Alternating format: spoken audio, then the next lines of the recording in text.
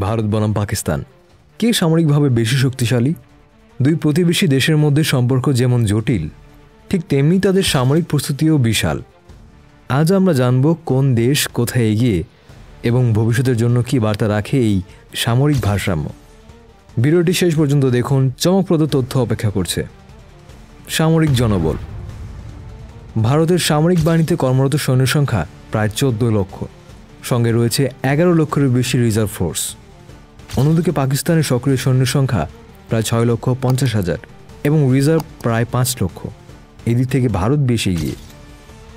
প্রতিরক্ষা বাজেট। 2024 সালের তথ্য অনুসারে ভারতের বার্ষিক প্রতিরক্ষা বাজেট প্রায় $88 বিলিয়ন। পাকিস্তানের বাজেট তুলনামূলকভাবে অনেক কম, প্রায় $11 বিলিয়ন। বাজেট যত বড়, প্রযুক্তিতে উন্নয়ন তত দ্রুত। স্থল, নৌ ও বিমান শক্তি।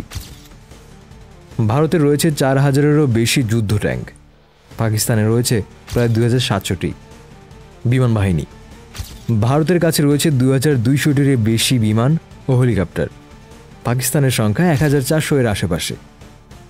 নৌবাহিনী।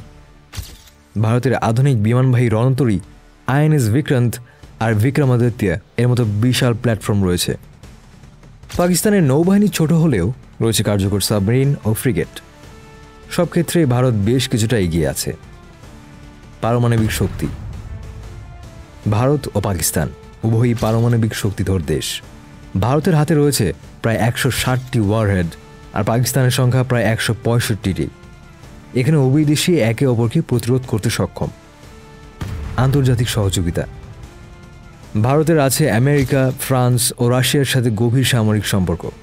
অন্যদিকে পাকিস্তান মূলত চীন ও তুরস্কের সহযোগিতায় নির্ভরশীল। সামরিক শক্তি হিসাবে ভারত নিঃসন্দেহে পাকিস্তানের চেয়ে অনেক বেশি শক্তিশালী। তবে যুদ্ধ কখনো কারোর জন্য মঙ্গল আনে না।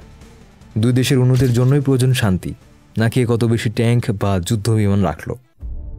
ভিডিওটি ভালো লাগলে লাইক দিন, কমেন্টে জানান আপনার মতামত।